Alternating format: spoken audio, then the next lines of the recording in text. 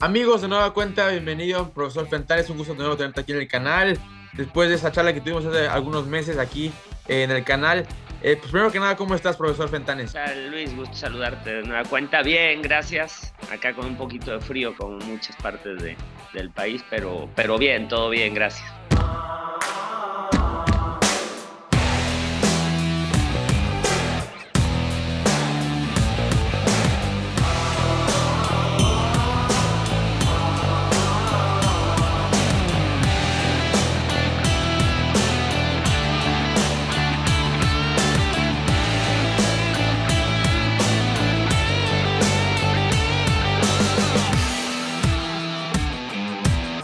Primero que nada, vienes tú de una etapa de 14 meses ya dirigiendo al Club Necaxa, con una labor que viene, bueno, o que me parece a mí que fue bastante buena, aunque ya al final los resultados no los acompañaron. ¿Qué nos puedes decir, contar al respecto de eso y qué aprendizaje te quedas en el final ya de haber dirigido al Necaxa ya por 14 meses?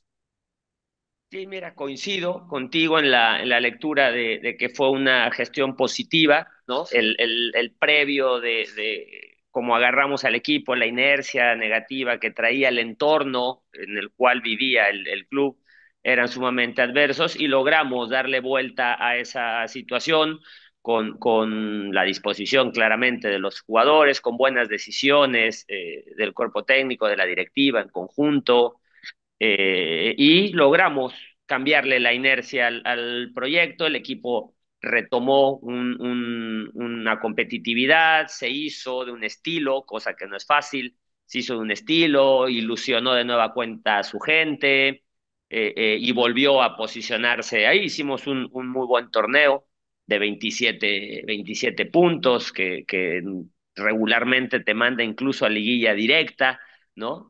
Por cómo estuvo la competencia en ese semestre, nos tocó ser noveno y jugar un play-in, del cual ganamos un partido, perdimos otro, pero el equipo retomó muchas, insisto, ¿no? Y logró aterrizar cosas de las que tenía como base, jugar con jóvenes, fuimos el equipo más joven en esos 3 torneos que me tocó dirigirlo, muchos minutos de menores conseguidos, se volvió a contratar bien a los extranjeros que llegaban a apuntalar, cosa que también ya había dejado de suceder. Entonces, muchas cosas positivas. Sí, evidentemente, el último torneo nuestro nos atoramos en cuanto a las expectativas del torneo anterior, ¿no? Tuvimos 2 malos meses, es la realidad, ¿no? Pero 2 malos meses en medio de 14, me parece pues, insisto, el resultado termina siendo una gestión positiva. eh, Se determinó que no continuáramos y bueno, es capítulo cerrado, pero una gran experiencia en lo profesional, eh, aprendizajes importantes. Me gustó que hicimos jugar al equipo de una manera que lo fue competitivo, distinto a la manera en que jugábamos en Santos, por ejemplo. Es decir, eso como cuerpo técnico nos enriqueció, ¿no? Como entrenador, en lo personal me enriqueció.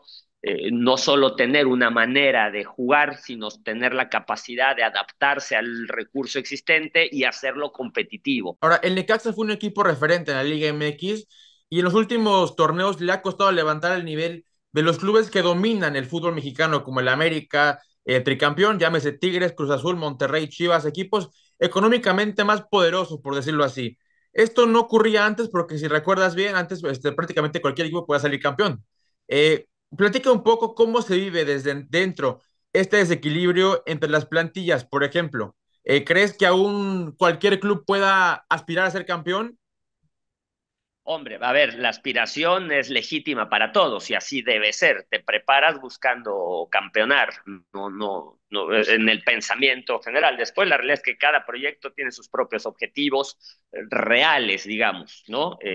O directamente alcanzables, no reales, porque la posibilidad de ser campeón es real para todos, ¿no? Sino objetivos alcanzables en el corto, mediano y largo plazo, que ese es el otro. Es decir, todos los equipos pueden aspirar, por supuesto, a eso.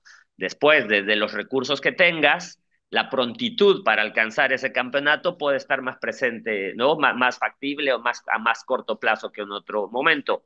Es decir,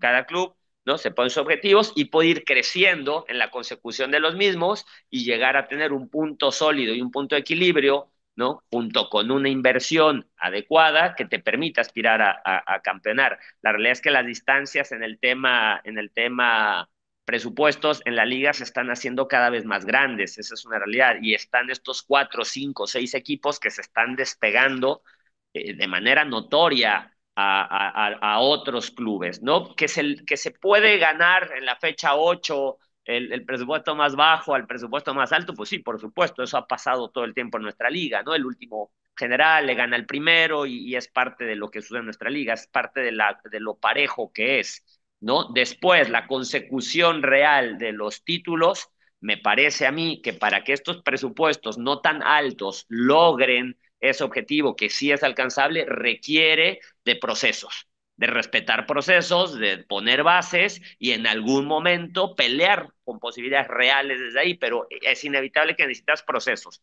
procesos donde tus jóvenes jugadores que te hacen no tener una nómina tan alta maduran, ¿no? Donde tus contrataciones foráneas, que no fueron las más costosas, ya se adaptaron, ya conocieron la liga y entonces estás en un punto competitivo de lograrlo, pero eso requiere proceso. Es muy difícil que se dé en una inmediatez. Y ahora, este torneo Necaxa, ¿hasta dónde lo ves llegando? ¿A qué instancia lo ves llegando Necaxa a este torneo Clausura 2025?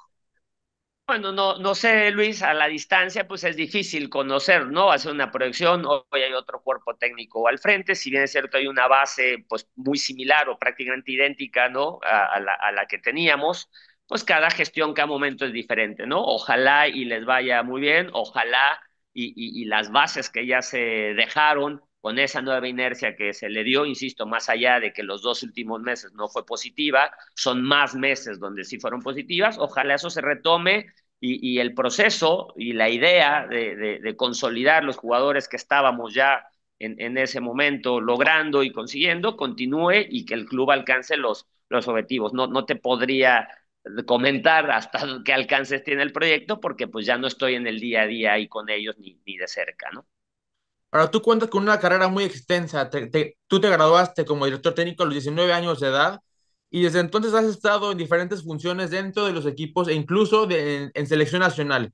Desde afuera, comúnmente solo nos enfocamos en el trabajo de un director técnico, pero no conocemos a fondo en lo que hace un auxiliar, un visor de rivales. Ahora, si nos puedes platicar un poquito de qué se trata estos trabajos y cómo te desempeñas de manera distinta en estos roles.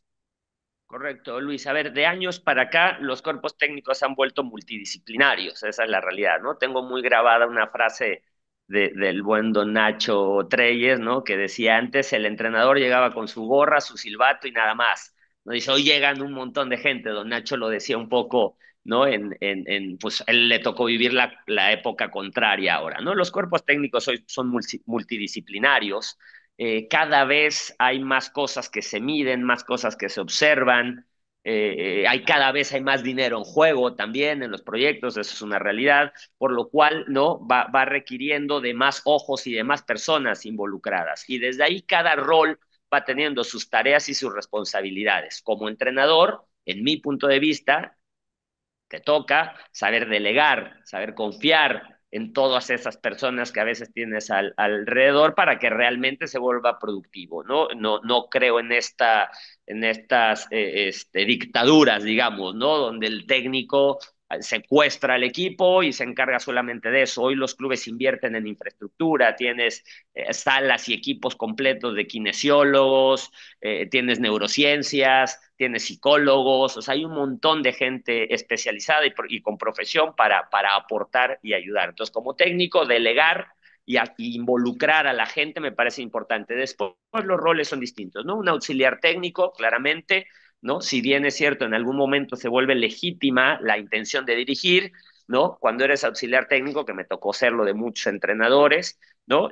La gran virtud se encuentra en saberte mantener emocionalmente bien, aportando y aceptando que a veces tus sugerencias se toman y a veces no. Es decir, como auxiliar técnico tienes la responsabilidad de decir al técnico lo que tú piensas, pero de comprar a muerte la que el técnico decida y salir y trabajarla como si fuera la tuya.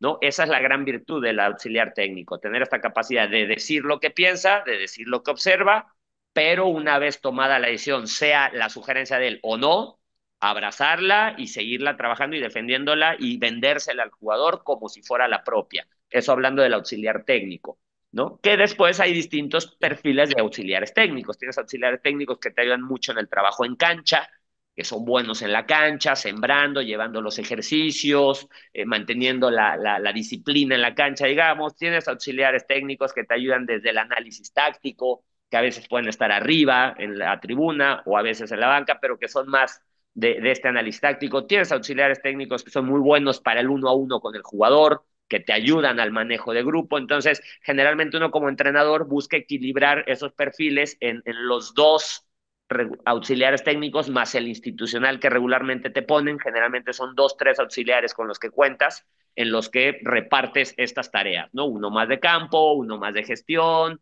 uno más de análisis, por decirte, ¿no? Sí, Después y no los... son, Sí, perdón, dime, dime, sí. dime. No, te iba a hablar ahora de los visores, ¿no? El de scout o el visor, que también me tocó serlo en clubes y en selección nacional, ¿no? Eres una extensión del cuerpo técnico, por ahí no vives el día a día, porque te toca estar de viaje, porque te toca estar yendo a otros lados, ves más a los rivales en ocasiones que al equipo propio, entonces por ahí hay veces que no tienes la injerencia directa en el equipo como tal en cuanto a sugerencias, porque pues te pierdes semanas completas a veces de entrenamientos, ¿no? O estás muy ausente, pero es una labor bien importante porque te vuelves los ojos, ¿no? Para preparar el partido. Los ojos del técnico, digamos, para preparar el siguiente partido, porque tú eres el que traes la información, ¿no? Del rival, ¿no? También estos visores ayudan para el escauteo de jugadores, porque en tanto viajar y tanto ver, pues también después al área de inteligencia o al área de scouting le aportas información de me pareció interesante este jugador que vi en tal partido. Es decir, eres un elemento un poco más externo que por ahí no estás en el día a día, pero que es igualmente importante y relevante por la información que genera. Eso hablando del scout, digamos. Sí, a grandes rasgos me parece que sería una breve descripción de las tareas que suelen tener estos puestos. Sí, no, y tocaste un tema muy, muy importante, el tema de selección y visorías. ¿Crees que hoy en día ha bajado el nivel de visorías en selección nacional? Ahora, bueno, ahora que debutó el chavito Gilberto Mora de 16 años con el Independiente de Brasil, ¿crees que ha bajado ese nivel, el rendimiento de los visores en selección nacional? Hombre, no lo sé. A ver, Gilberto Mora, hijo, que tuve la oportunidad de Sí. trabajar yo como auxiliar técnico de su papá, de Gilberto, con el cual tengo una gran amistad y me fue platicando el desarrollo de Gilberto, de su hijo. Claramente está expuesto hoy día, bueno, en sus titularidades y en sus minutos en primera división, es decir, es un jugador que ya está a la vista de todos, ¿no? Que ya venía con procesos de selecciones juveniles porque desde antes, siendo menor, porque es muy joven, ya destacaba en categorías de mayores a su edad, digamos, ¿no? Y tiene sus convocatorias en proceso de selección.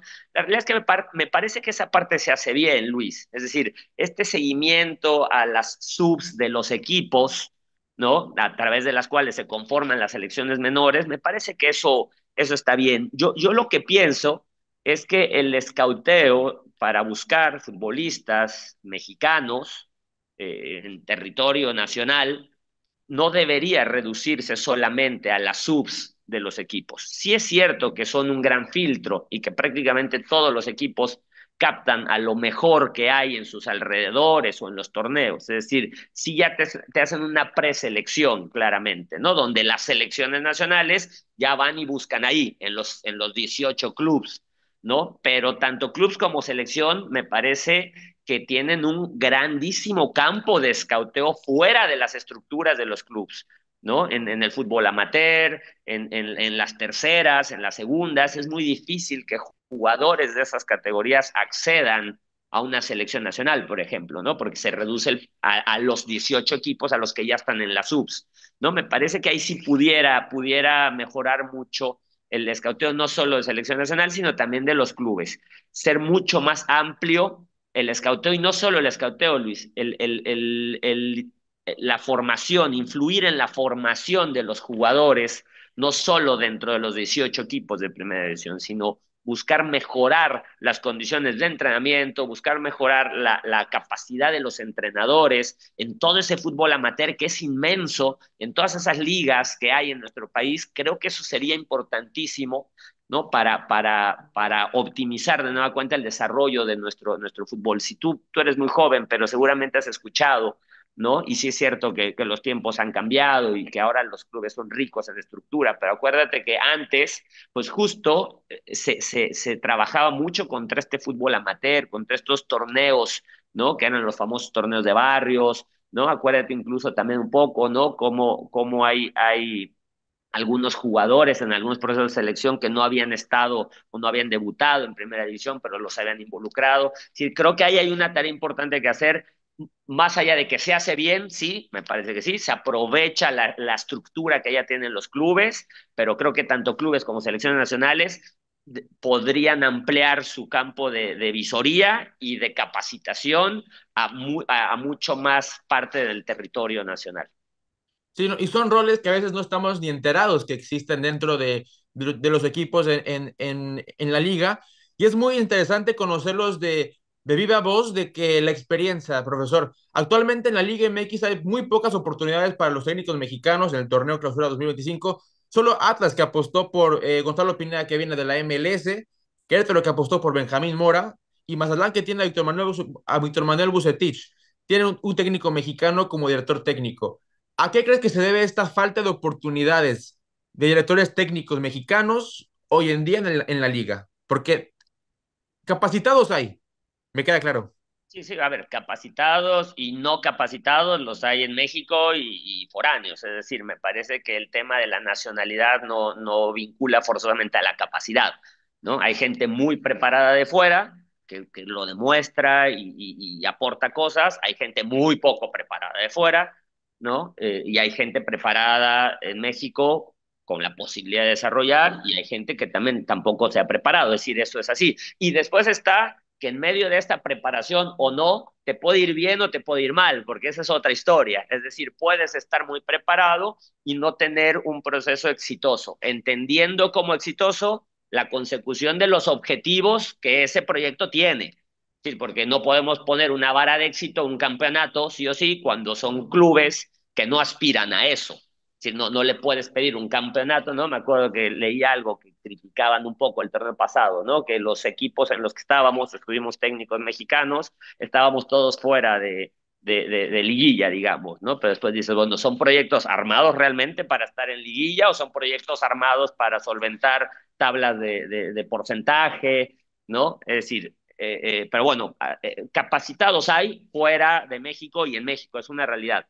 ¿A qué se debe? Pues claramente a una falta de confianza. Eso es una realidad, una falta de confianza de parte de los dueños, de los presidentes, de los clubes, a otorgar estas oportunidades a los técnicos mexicanos. Después, los porqués de esa falta de confianza, pues yo creo que ya ahí son variados, ¿no? Y depende de cada caso y de cada club, ¿no? Lo que es una realidad es que se viene prescindiendo de los servicios de los técnicos mexicanos en la Liga Mexicana y eso no está bueno, porque yo lo he repetido varias veces.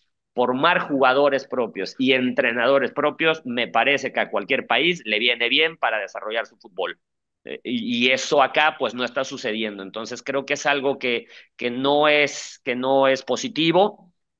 Ojalá se tomen cartas en el asunto para que esto cambie y mientras eso sucede, lo que nos toca a los técnicos mexicanos, ¿no? Un poco como lo hizo Efraín, un poco como ahora Miguel, que se fue a Costa Rica, ¿no? Pues es abrir espacios de trabajo en otros países, en otras ligas, y dejar de quejarnos por lo que está sucediendo y buscarle soluciones. Me parece que en lo que se restablece esta confianza, tal vez haciendo bien las cosas fuera de México, en otros lugares, eso logra que se restituya la confianza y que entonces venga la invitación a dirigir los proyectos económicamente más poderosos, que son los que te dan la posibilidad más real de campeonar y a partir de ahí poder construir carreras de técnicos mexicanos exitosas, pudiendo dirigir esos proyectos.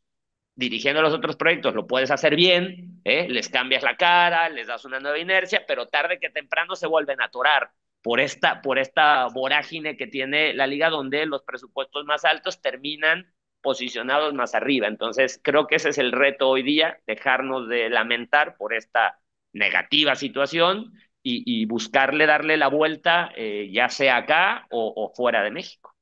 Sí, no, y lo dices bien, ¿no? Efraín Juárez, Miguel Herrera, Luis Fernando Tena, que tienen ese cargo de selección nacional de equipos importantes en otros países, pero no sabemos, o no sé tú qué pienses, si hubiesen tenido la oportunidad o esa misma oportunidad en México. Claro, es que no, a ver, Luis Fernando y Miguel Herrera ya están más allá del bien y, ¿no? y del mal, es decir, como Bucetich, ¿no? Son técnicos de carrera reconocidos, campeones, es decir, ellos ya hicieron una carrera. Yo creo que acá el tema tiene más que ver con las nuevas generaciones de entrenadores, que son las que no se han podido consolidar. Hoy, afortunadamente, a Benjamín Mora le dan su segunda oportunidad, que bueno, ojalá le vaya muy bien a Benjamín en Querétaro, ¿no? Pero estamos hablando de estas segundas y terceras oportunidades que permitan consolidar, tener acceso a los clubes que te dejan también pelear por esos títulos. Un poco le pasó así a Miguel. O sea, Miguel construye su carrera en un Atlante donde se retira, ¿no? Se vuelve a auxiliar un torneo de Carlos Reynoso, toma el equipo, dirige bien al Atlante y el Atlante pasa a Monterrey. El Atlante pasa a Monterrey, ¿no? Que Luis Miguel Salvador lo invita al proyecto, va a Monterrey y claro, en Monterrey protagoniza, juega finales, ¿no? Y ahí su carrera despunta, ¿no? Después, bueno, Tecos, Atlante, y de Atlante lo vuelven a llevar a América. Y dirigen dos momentos de su carrera a clubes top, como Monterrey y América, en medio del Atlante y de Tecos. Es decir, son posibilidades que te permiten pelear por algo más, ¿no? Por Luis Fernando también, debuta en Cruz Azul, sale campeón. Es decir, ese es el punto acá, que a las nuevas generaciones se les dé acceso a esos proyectos también interesantes, no solo a solventar y apagar incendios, como decimos, ¿no? Y sacar equipos de la zona de descenso, que den acceso a esos presupuestos de esos clubes. Me parece que ese sería un poco lo que le pasó a Efraín. O sea, Efraín logra llegar a Colombia a uno de los dos mejores clubes o clubes más importantes de la liga y entonces demuestra esta capacidad. La pregunta sería, ¿en México, antes de esa gestión, le habrían dado la oportunidad en un proyecto top a Efraín? No lo sé. Probablemente no. A como vienen los antecedentes de los técnicos mexicanos, probablemente no. ¿No? Hoy, a lo mejor, ya con lo realizado allá, algún club de cierto nivel le podría pensar dar la oportunidad, pero si él no toma esa decisión, capaz que él difícilmente debuta en un proyecto de condiciones similares a las del Atlético aquí en México, ¿no? Pero todo es Sí. percepción, Luis, es la percepción, es por ahí el miedo a la crítica, el miedo a la primera reacción de la afición, ¿no? Pero la realidad es que al final tienes que buscar nombrar al adecuado, y si el adecuado es alguien con mucha experiencia y con mucho recorrido y con títulos, está bien. Si el adecuado para decir tu proyecto no tiene ese recorrido, pero es adecuado por el perfil que maneja como entrenador, por el perfil de equipo que tienes, atreverte a darle la oportunidad, porque eso te aproxima a la consecución de los resultados, ¿no? Cuando no, ese es el gran secreto. Aunque te critique la prensa, aunque te critique la afición, si tú en tu decisión tienes los argumentos para justificar que es el adecuado, es muy probablemente que te vaya bien, porque si buscas un nombre para calmar o para darle gusto a la primer sensación y no es el adecuado, pues capaz que no va a funcionar. ¿Cuántos técnicos de renombre y de ya títulos no han podido gestionar ciertos proyectos? ¿Por qué? Pues porque tal vez no eran los adecuados, no porque no sean buenos, y han ganado cosas, ¿no? Esto de ser bueno o malo entrenador es muy relativo. Eres adecuado o no para cierto proyecto, ¿no? Y te va bien en un lado, te va mal en otro. Yo llego a Necaxa detrás de un proceso que desafortunadamente no pudo cuajar Dudamel, ¿no? El venezolano, el técnico campeón en Colombia antes de Efraín, o sea, el técnico campeón antes de que Efraín volviera a ser campeón ahí o fuera campeón en Colombia, era Dudamel. O sea, Dudamel sale de último lugar de Necaxa, ¿no? No logra adaptar y meses después es campeón en Colombia con Bucaramanga. Entonces, ¿eres adecuado o no adecuado? No es que seas bueno o malo, ¿no? Depende, ¿no? De cómo te haya ido para esa percepción. Entonces, yo creo que eres adecuado o no adecuado para los proyectos. Y ahí viene la clave, lograr elegir adecuado. Y si tu técnico adecuado es un entrenador joven mexicano que no ha sido campeón, que no tiene a lo mejor todavía el gran recorrido, pero es el adecuado porque así lo analizaste, ¿no? Lo aterrizaste, lo entrevistaste, presentó proyecto, coincide con lo que quieres, atreverte a darle la oportunidad. Y capaz que entonces tendríamos un nuevo campeón técnico mexicano en el fútbol nacional, ¿sabes? Pero hay que tener esa valentía de tomar esa decisión a pesar de estar en medio de ciertas primeras críticas. Al final los resultados avalan y esa crítica pasa. O si escogiste al gran nombre, ¿no? Extranjero y las cosas no funcionan, pues la crítica vendrá igual, porque la crítica o el reconocimiento surge del resultado, ¿no? Ujú. Entonces yo creo que ahí es donde viene el punto importante, retomar la confianza en el técnico nacional, ¿no? Y que se nos abran las puertas de todos los proyectos, no solo de los proyectos que pelean por salir de la situación porcentual, digamos. Bueno, ¿y cómo desearía que equipos te escucharan ahorita? Porque creo que esto inspira mucho, ¿no? ¿No, profe? Bueno, Luis, no, ojalá y todas estas mesas de discusión que hablan de estos temas fueran escuchadas. Yo creo que desafortunadamente sucede poco, o si sucede, Sí, bueno, no, esperemos que llegue no, esta charla más allá. así como te estás emocionando tú, pero mira, ¿no? Qué bueno que tú abras espacios para comunicarlo, para transmitirlo, por ahí se empieza, ¿no? Tener foros donde se expongan las cosas, transmitir las ideas, por ahí la gente la va comprando, y que eso se vuelve importante también. El manejo y la percepción que le den los medios de comunicación influye mucho, muchísimo influye, ¿no? Si antes de que se tome o recién se tome una decisión, ya la postura de los medios de comunicación es adversa, es cuestionando, pues eso influye en el entorno y en la reacción de la afición. Ahí es donde sabemos que incluso hace años y en otros países se decía, ¿no? Que incluso los representantes manejaban ciertos sectores de la prensa hace años cuando eran menos, y ahora hay tantos que es imposible, ¿no? Manejar Sí. todo. Antes eran muchos menos espacios, ¿no? Era la prensa escrita y la tele y se decía, ¿no? Que los representantes empezaban a poner el nombre de un entrenador ahí cada semana, cada semana, cada semana, y la gente se iba haciendo a la idea de que capaz que llegaba ese nombre, pero un trabajo de representación, ¿no? Entonces terminaba llegando ese nombre y ya estaba preparado y trabajado el entorno, ¿no? Entonces todo influye, Luis, y qué bueno que por lo menos en tu caso, ¿no? Abras foros donde se expongan estas ideas que vuelvo, ayuda mucho, porque la percepción de medios de comunicación y de la afición muchas veces puede ser el freno que tienen los equipos para otorgar estas oportunidades. Oigan, híjole, es que ¿qué va a decir la afición si le damos una nueva oportunidad, ¿no? A un Diego Mejía, por ejemplo, ¿no? Ujú. ¿No? Que estuvo en Juárez. A ver, digo Diego porque es de la gente que conozco, pero bueno, todos los que estamos, ¿no? Desde años acá tratando de consolidar, o unos recién empezando, pero los estamos peleando por lo mismo, ¿no? Consolidar carreras. Como entrenador, pues es en el trabajo continuo, continuo, y en el acceso a ciertos proyectos, ¿no? Es interesante, Luis, ¿no? Ahorita en Argentina, por ejemplo, ¿no? Quintero salió campeón, ¿no? Costa ganó Sudamericana, técnicos ya de experiencia que dirigieron hace mucho en México y que no les fue bien en México, ¿eh? No les fue bien en Cholos, no les fue bien en Atlas, hace muchos años ya, y siguieron sus carreras y hoy han hecho grandísimos papeles en la Liga Argentina. Como entrenador te vas volviendo mejor detrás de cada gestión, te vas volviendo mejor entrenador detrás de los éxitos, pero también de los fracasos de los proyectos, te vas curtiendo, ¿no? Y acá pareciera que se lea al revés, que cuando no te va bien o no te fue bien en la primera oportunidad, ya listo, te cierran la puerta porque no te fue bien, cuando en realidad ya te volviste mejor entrenador. Pero bueno, hay que Sí. seguir trabajando con eso, Luis.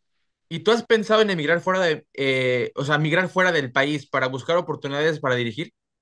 Sí, Luis, sí, sí, definitivamente. Digo, la parte de experiencia profesional que he tenido trabajando con muchos técnicos extranjeros desde hace muchos años me fue generando esta inquietud, ¿no? El haber trabajado en el proyecto de Johan Cruyff en Chivas con Banchip, el haber trabajado con César Farías, el haber trabajado con el mismo Almirón en Tijuana, con Sven Gonar Eriksson en selección, es decir, técnicos que pues han hecho sus carreras fuera de México, prácticamente todos ellos me ha mantenido esta expectativa, esta idea de poder ir fuera, incluso no solo la expectativa, sino el irme preparando para lo mismo, ¿no? Con el tema del idioma, tener, pues, tener el inglés como una segunda una lengua, el tema de los títulos, tengo mi certificación con Mebol Pro para poder dirigir en otras ligas, no solo el título del Endit, no he podido hacer el de UEFA, pero tengo el de Conmebol. Es decir, sí me he venido preparando para eso y probablemente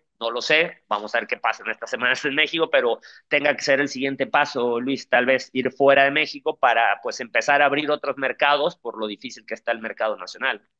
Y profesor, ya aprovecho esta plática para preguntarte del crecimiento del fútbol femenil en México. Estuviste tú ya cerca, hasta, o sea, hasta cierto punto con la femenil de Necaxa, con las Centellas. ¿Qué bien te va encaminando el crecimiento y el desarrollo de la liga femenil en México?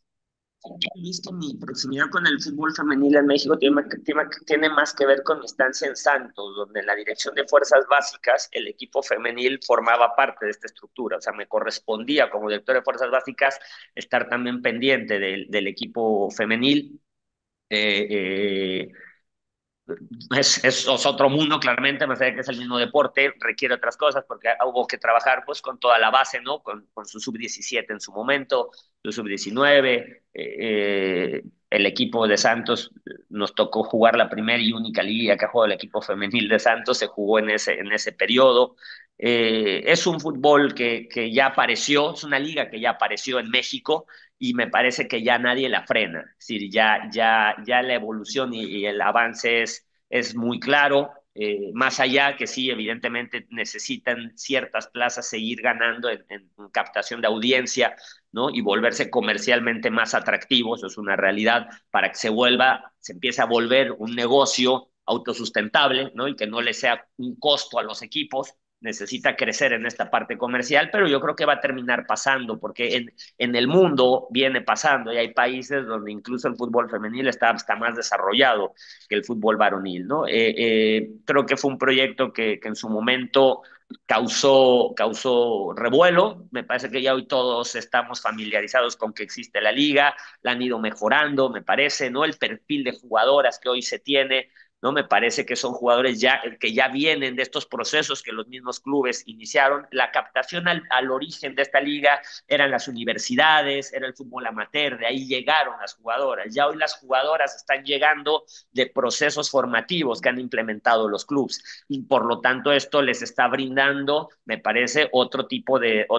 juego y otro desarrollo que se va a ir volviendo cada vez más interesante y más atractivo, porque vuelvo, son jugadoras que ya traen un proceso, cosa que no existía al inicio, porque pues fueron jugadoras que se captaron pues ¿no? Que jugaban con sus hermanos, con sus primos en ciertas ligas, en las universidades.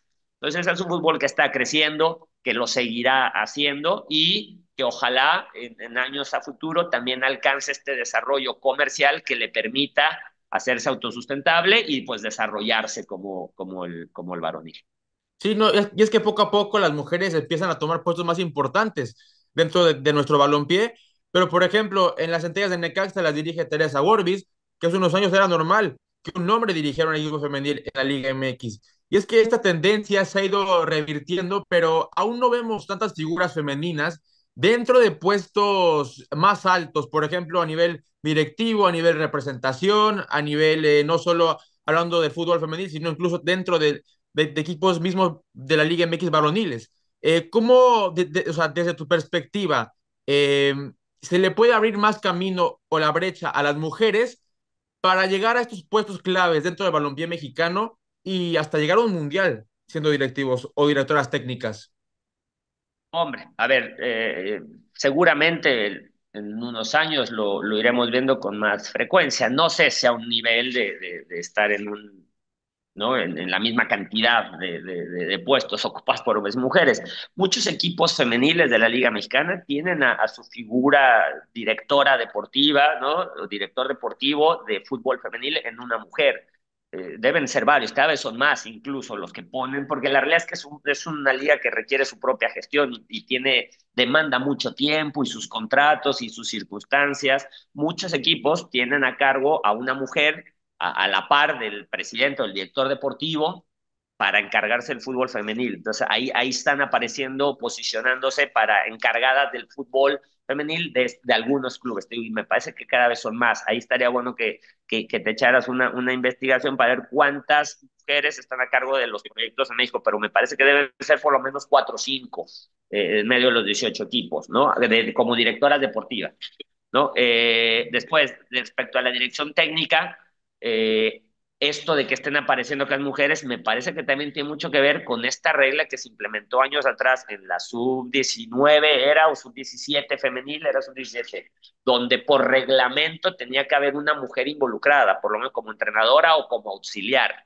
Te hablo de hace 5 años o 4 años que se implementó esa regla en su momento, ¿no? Pero fíjate qué interesante, desde reglamentarlo, si bien es cierto, en una categoría sub, que no levantó ningún tipo de polémica, pero por reglamento estabas obligado como club a tener o a la entrenadora o a la auxiliar, que fuera mujer. Claro, ¿qué provoca?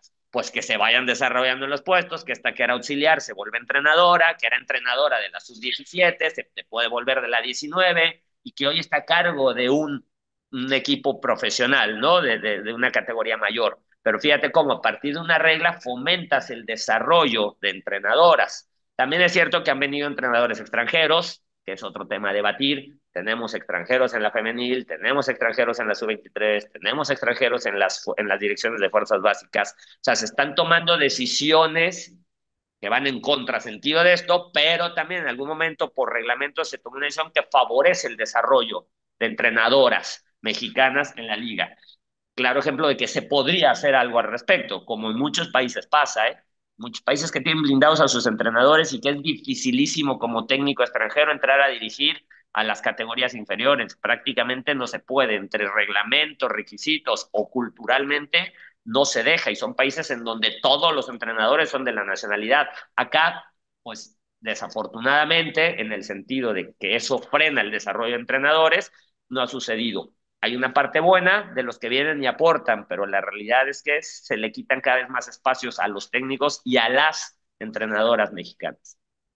Y ahora, esto seguramente te lo han preguntado mucha gente, pero ¿quién te ha buscado o qué sigue para Lalo Fentanes en la dirección técnica? Bueno, hubo un par de conversaciones recién saliendo de Necaxa, no, nada formal, digamos, como tal, es decir, no hubo una presentación de proyecto en forma, simplemente para una llamada, así, alguna conversación, no hubo más, pero bueno, lo que sigue en mi pensamiento está, bueno, claramente estar abierto a que surja una invitación en la liga, ahora en el andar del torneo, a final de este torneo, como sucedió en Santos o como sucedió en Necaxa, es decir, abierto a esa posibilidad, pero pensando, como te lo decía hace rato, en también trabajar y buscar alguna opción fuera, en alguna liga a lo mejor que no ha sido explorada por técnicos mexicanos. No sé, estoy pensando en ir fuera. Recién termino de acomodar mi mudanza con mi familia aquí en Torreón, que es otra de las cosas que pues tienes que estar yendo y Sí. viniendo, pero mi pensamiento hoy, Luis, está obviamente, abierto a una invitación de un proyecto en la Liga MX, pero alternamente a esto, pensando y preparando y buscando opciones fuera de México para seguir dirigiendo, ¿no? Yo en estos años que bien referencias ya son muchos, en el 96 me dieron mi título, imagínate, ¿no? Me he desempeñado en distintos puestos. En el Grupo Orlegui tuve la oportunidad de ser director de fuerzas básicas, de ser director deportivo también del primer equipo. Entonces, buscando la dirección técnica, pero también abierto a la posibilidad de que venga la invitación en alguno de estos otros puestos que ya desempeñé, también podría ser. Pero hoy mi pensamiento primario está en seguir dirigiendo, ya sea en Liga MX o ir a abrir nuevas fronteras, Luis, que es lo que parece está pues sucediendo con los técnicos nacionales, ¿no? Que tenemos que salir a buscar nuevos países. Ya para terminar, si no hubieras sido tu director técnico, ¿qué te hubiera gustado ser? Comentarista, analista deportivo, me parece. De hecho, antes de tener la oportunidad de dirigir, yo a mis 15 años, 16 años, pensaba que iba a estudiar comunicaciones para ser comentarista, analista. Tuve la oportunidad en el colegio donde estudiaba de hacerme cargo de la selección de fútbol, de serme el entrenador de la selección, y ahí encontré mi vocación primaria, que es la dirección técnica, pero yo estaba con un pensamiento y con un gusto, tuve la oportunidad de trabajar en radio en algún momento también, a mis 15, 16 años, en una sección deportiva, comentar el Mundial del 94, y yo iba muy encaminado a trabajar en medios de comunicación. Pero bueno, encontré mi vocación y tomé la decisión, la valiente decisión a los 17 años de prepararme para ser director técnico. Te hablo de 1995, un momento en donde era imposible pensar que hubiera posibilidad de dirigir profesionalmente en México, porque eso no sucedía ni en broma, era una profesión exclusiva de exjugadores, ¿no? Pero bueno, en medio del sueño y de la valentía me aventuré en ese camino y mira, me salió bien, logré hacerlo. Pero comunicaciones es lo que me iba a preparar alternamente. Hice estudios incompletos de psicología deportiva, pero como un complemento para la dirección técnica. O sea, me involucré mucho con la psicología deportiva, pero pensando en que fuera un complemento para la dirección técnica, no para ejercer como tal como psicólogo deportivo, sino para tener más herramientas como entrenador. Pero mi carrera alterna seguramente hubiera sido comunicaciones y buscar estar en medios. Pues qué bueno, mi querido profesor Fentanes, un gusto como siempre tenerte aquí en el canal. Nuevamente agradezco mucho tu tiempo a nombre de todo el equipo de Mango Sports. Aquí siempre tienes tu casa abierta aquí en el canal. Un fuerte abrazo y lo mejor para ti en el futuro. Te deseo lo mejor, un tipazo, de verdad. Te agradezco mucho por todos tus consejos, todas tus charlas y toda tu información que seguramente va a servir y ojalá que un directivo o un club se fije en esta entrevista para que pueda ahí surgir una oportunidad importante.